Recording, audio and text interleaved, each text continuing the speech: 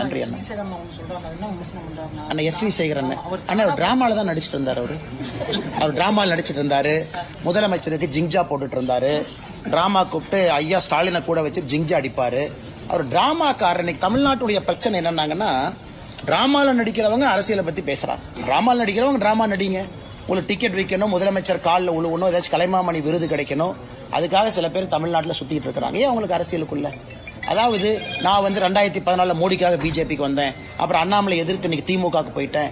இந்த மாதிரி சொல்றவங்க கருத்துக்களை எப்படி நான் பதில் சொல்ல முடியுங்கன்னா, அண்ணாமலை இருக்கிறானோ இல்லையோ நான் பிஜேபியில இருப்பேன், இது தொண்டர்களுக்கான இயக்கம்னா நான் பதில் சொல்றேன்.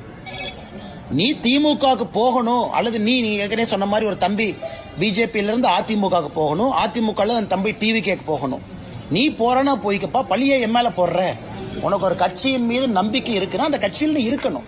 தலைவர்கள் வருவார்கள் போவார்கள். இன்னைக்கு நீங்க சொன்ன அந்த காமெடி நடிகர் அப்படித்தான் ஆயிட்டார். ஆனா நீங்க மீடியா நண்பர்கள் என்ன பண்றீங்க? உங்களுக்கு ஒரு டிஆர்பி வேணும். மக்களுக்கு காலையில இருந்து டிவியை பாக்குறாங்க. அண்ணாமலை என்ன எப்ப பார்த்தாலும் சீரியஸா பேசுவாரு, உலக அரசியல் பேசுவாரு, டேட்டா பேசுவாரு. அப்ப காமெடிக்கு ஒரு 2 பேர் வரணும். அவங்களையும் போட்டா தான் டிவி மக்கள் பார்ப்பாங்க. ஒரு காமெடி நடிகரை போட்டு எனக்கு அப்புறம் போடுறீங்க.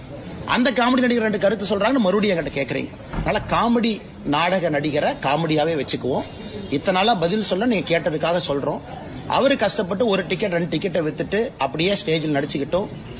இன்னைக்கு ஒரு சீட்டுக்காக, ஒரு எம்எல்ஏ சீட்டுக்காக சில காமெடி நடிகர்கள் தமிழகத்துல, நாடக நடிகர்கள் பிச்சை எடுக்கக்கூடிய நிலையில ஆண்டவன் அவங்களை வச்சிருக்கான். ஆனா கேட்டா நான் அந்த கட்சியில் அப்படி இருந்தேன், அந்த கட்சியில் எம்எல்ஏவா இருந்தேன், அதுக்கப்புறம் பிஜேபிக்கு வந்து அதுக்கப்புறம் டிஎம்கேக்கு போனேன். நாடக கூடாரம் போல கட்சி கட்சியா மாறுறவங்களுக்கு எல்லாம் எப்படி நான் பதில் சொல்ல முடியுங்க? தேங்க்யூ.